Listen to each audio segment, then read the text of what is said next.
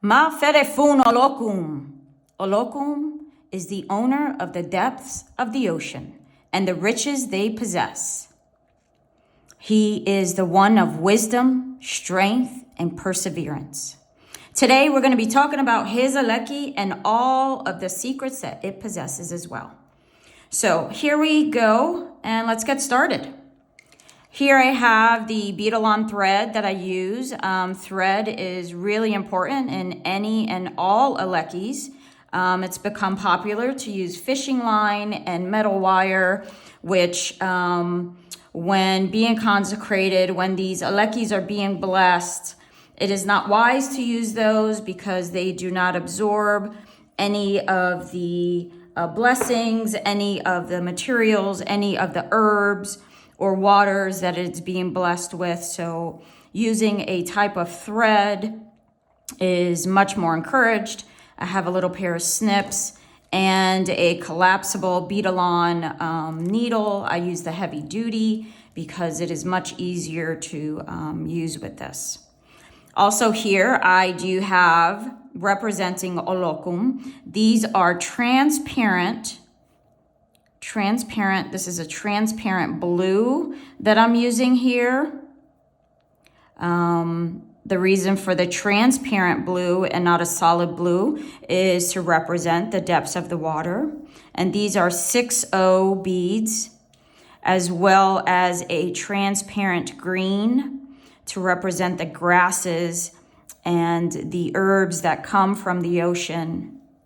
And here I do also have a solid red 6O bead, which represents the clay and the earth that are involved in the ocean waters as well. Let's talk about the house. In my house that I represent, Ile Olurum, I have here, we make houses in our Elekes. The house represents the story of Olokun. So here, the story of Olokun is both of the reds that represent the earth and the clay. Red is confirming things. Red is also shows the sense of urgency. And red can also be the confrontational issues that this particular Orisha had faced during a certain period of time. And one of the patakis, or one of the stories that is told from generation to generation. And I'll go over a couple of those in just a little bit. The green, we just spoke about how the green represents the herbs of the oceans. And the blue, which is always a transparent dark blue, okay, it's a cobalt blue, which will always represent Olokun because of the depths of the ocean. So let's get started. Olokun's number is 7. In some houses, in some lineages, Olokun's number is 9. In our home, in our Ile, it is representative of 7. So I always like to start with the house. And this is the pattern that I use every time. Now my house, you can see, is a significantly bigger, the beads that I use here. This is a 6mm glass bead. This as well is a 6mm glass bead, but it is more of a rondelle, which means a flatter bead, to give it more of a aesthetic look. Another 6mm blue bead. And then this large one is a 10mm glass bead. So this is how I put this together here. And we're gonna go ahead and string this on. And then I will string on 7 of the blue beads that represent Olokun's depths. So I have 7 there, which probably doesn't seem like quite enough. We are going to go ahead and put 14 in here. So that's 5, 9, 10, 11, 12, 13, 14. And then we're going to put a little break. The little break represents, again, the earth and the clays of the depths of the oceans. It could also represent any controversial or confrontational things that happened during Olokun, during the stories or the patakis that were told as aleos as we enter the religion. And the more we learn, the more informed we are of our religion. So we go ahead and add another 14 beads here.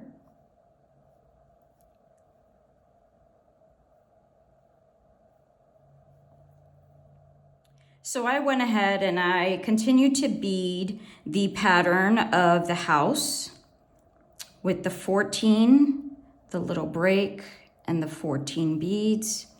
And this is how the pattern has continued through my Eleke that I'm making here for Olokun. Now, usually about midway, I like to stop to measure. Most Eleke should be between 20 and 22 inches. This one's running right about 19 and a half, which is very good. You want the Eleke to go from the back of the neck to the belly button. We as human beings are attached at the belly button, and this is where we are birthed from. And that is what puts us in connection to this earthly realm. And that's why we have our Elekes that in our Ile, in our house, that is why they hit the belly button, is to connect our spiritual ways with our earthly realm here on earth. I'm going to go ahead and finish stringing up the rest of this Eleke.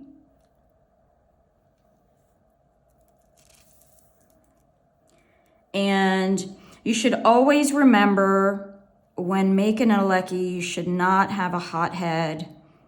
It should always be done with great intention and great prayer.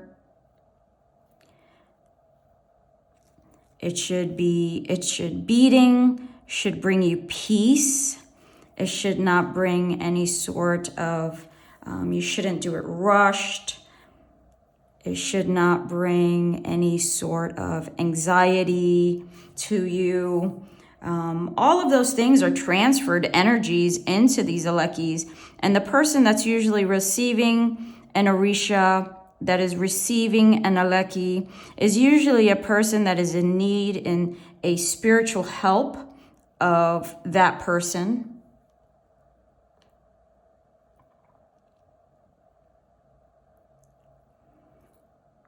And they should feel the love and the intention that has come from this beading. The Lucumi beading traditions have become lost as it comes into the new worlds, with people putting many decorative items into them, lots of metals and things like that, very ornate, which those are great if you're going to use them, if you're going to a drumming or something like that. But Elekes, true Elekes, are prayer beads. These are beads that remind us that the Orishas are there to take care of us and love us. These are beads that in times of trials and tribulations that we gather and we hold to remind us of our faith. That's what these beads are meant for. These beads are not a sense of wealth that we carry. These beads are our own personal items that we should have on our own personal spiritual journey. That is one of the biggest reasons why when you are an aleo and you're receiving your beads initially, your godparent will tell you that these beads are to be worn on the inside of your shirt. They should not be touched by anyone. They should not be looked upon by anyone, because these are your personal beads for your personal life, for your personal issues. And that's what these are all meant for. And it continues to get lost now in this new world. And I hope that this brings you just a little bit of insight to the Lucumi faith and the traditions of our beading. So here is the last set of the 14-14 pattern. We're doing the 14-14 pattern again because our Olokun number is 7. 4, 5, 6, 7, 8, 9, 10, 11, 12, 13, 14.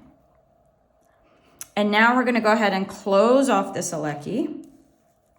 You can see how beautiful it looks. The pattern is steady, which you can see.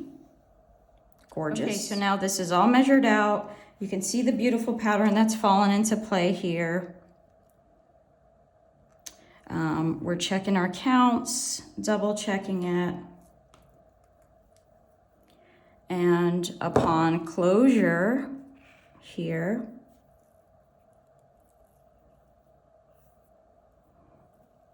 you should always have a prayer upon closure, which is Ila Orisha, Acheto, Achebo, Achebima, Ache Olokun, Ito ba hecho. Which this prayer means Ache, or blessings for totality, blessings for everyone, blessings for the multitudes of everlasting life, and everything to be sealed and done. You make sure this is nice and tight. I like to do 3 to 4 knots, 2 overhand, 1 underhand knot.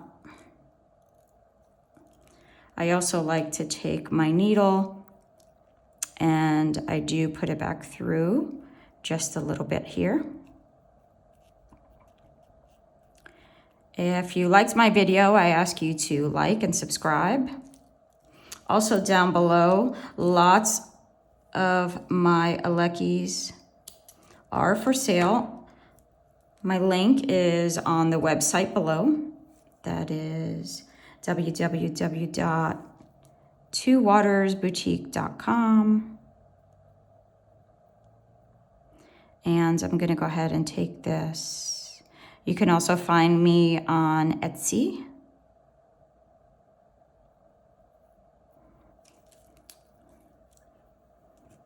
I take this and I put it back through this way as well.